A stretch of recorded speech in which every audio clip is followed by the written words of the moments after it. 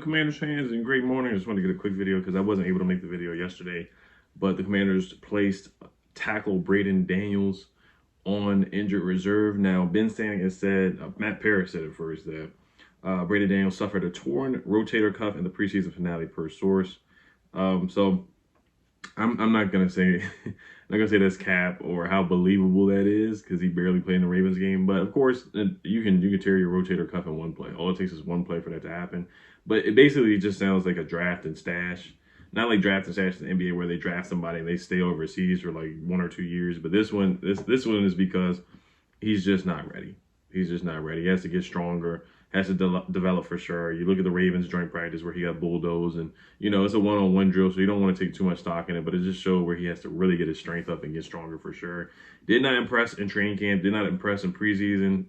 John Kime said that Mason Brooks looked better than Braedan Daniels for the most part, so that's not good at all. And then you look at the preseason, he barely got in.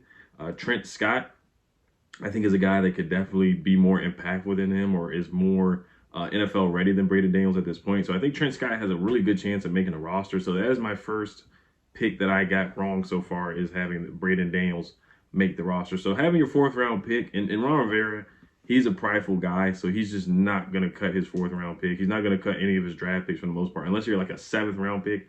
That's the only time where he's just going to straight up release you on cut down day. And I think Braedan Daniels, even if he was released, I really don't think he would have got picked up by anybody else. I could be wrong, but I guess they didn't want to take the risk on that. But they could just let him develop, because I really think he could have been on the practice squad, to be honest with you. But I just don't see him being ready on game days where, you have Cornelius Lucas, you have Trent Scott now as your backup tackles, your swing tackles. And then you can keep you may be able to keep Tyler Larsen now and Trent Scott, guys who are more game day ready. Ricky Stromberg will be on the roster as well. So I didn't have Trent Scott, but I did have them keeping Larsen. I had them keeping Larsen, but not Trent Scott. So Braedan Daniels will be having a redshirt season. Now AGG, you remember him? He got cut his 2nd year. He didn't get cut his 1st year. So, and KJ Henry, I don't think he's going to get released either, even though he wasn't very impactful in training camp, or didn't make any big or splash plays in training camp or preseason. So we'll see how that goes with the defensive line. Now, moving on, this is some kind of big, well, not big news, but minor news. This is an article from Sports Illustrated. Dolph Kleiman tweeted this out as well, saying that Ron Rivera admitted in an interview that he wasn't aware of how good Sam Howell was throughout the 2022 season, or he would have started him sooner via Albert Breer. Rivera recalled talking to his wife, "All we effing talked about was the quarterback. I kept saying F it. I kept saying F. If I would have known this, I would have played him sooner." Rivera says that the Week 18 game, the Cowboys last season, showed him how good Howell could be.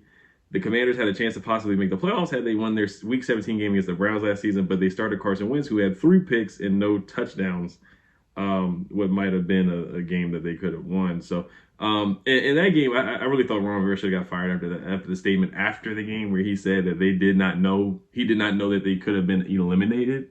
And now he's saying that he did not know how good Sam Howell was throughout the season, even though he was with him every day in practice, every day pregame, maybe some quarterback room meetings, stuff. Maybe he may have stepped in and he just did not know how good Sam Howell was. And if you remember, he would not have started Sam Howell in that Cowboys game if it was not for Taylor Heineke speaking up and saying that Sam Howell should have played. Now, I will give Ron a little bit of slack or leeway, only because it is tough to start a rookie in game 16 of the season or game 17 of the season.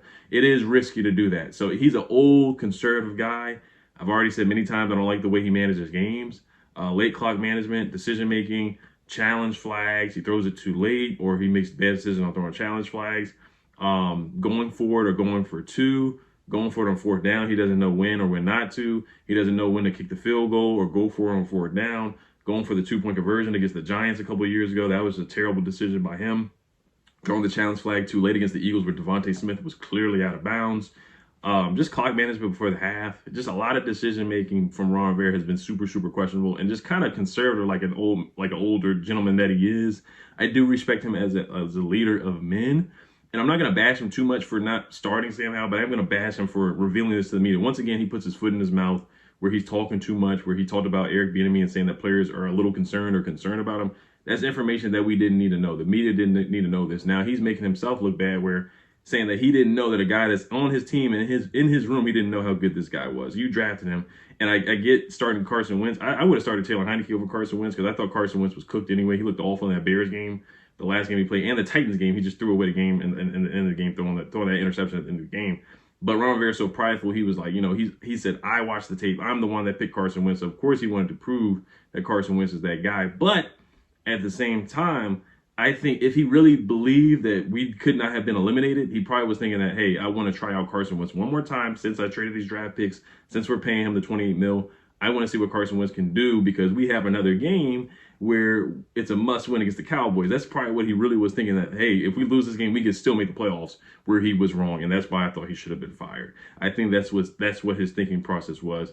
So I'm not mad at him for not starting Sam Howell, but of course the fans were clamoring for it. And I was kind of like, hey, let's just start Taylor Heineke because it is risky to start a rookie. But in hindsight, of course, Sam Howell, he probably is the better out of all three quarterbacks, better than those two guys really at this point. That's really not hard to say. And I love Taylor Heineke. I like Taylor Heineke a lot. I love his toughness, his tenacity. I like him a lot. But Sam Howell definitely is the better quarterback, or he looks like he will be.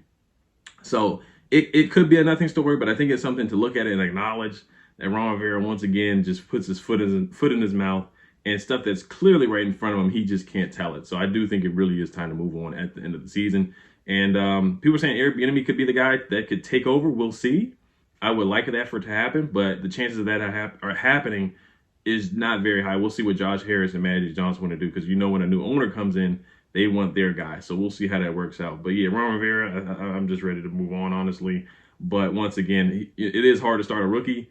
But for him to say that, to his wife and say F, all we F and talked about was the quarterback. I keep saying F. If I would have known this, how do you not know this when somebody's in your face practicing every day and you didn't even want to start him in the last game of the season? And then it took Taylor Heineke to wake up and say that he didn't want to play, and you see how good he is in the last game of the season. So, all right, you guys, we'll see what happens with these cuts today. Mitchell Tinsley, I think he's going to be released, but Desmond King has been released. He is a darn good punt returner, and he's a solid corner as well. I think that's a guy that we should go after, honestly, on the waiver wire. I really do, because he's a way better punt returner than Dax Milne. So that's something to look at for sure. I will be on Louis T's channel tonight at 9, from 9 to 11 tonight. So check me out on there with Rio. Should be a good show talking about the 53-man roster and the practice squad. So check me out on there. All right, you guys, let me know what you guys think. Hail to Commanders. Peace. And then once again, Prize Picks. Dak Prescott, they got like a free thing going on, just a free play. Really, Dak Prescott over half passing yards, so he's going to easily get one passing yard. So that's just a free square, as they call it. And then Jahan Dotson over 725 receiving yards. I think that's a gimme right there. He should get about 800 receiving yards on the season. Using my promo code REAL@Oliver, you get 100% deposit match up to $100 using the link down below in the description. Hail to Commanders. Peace.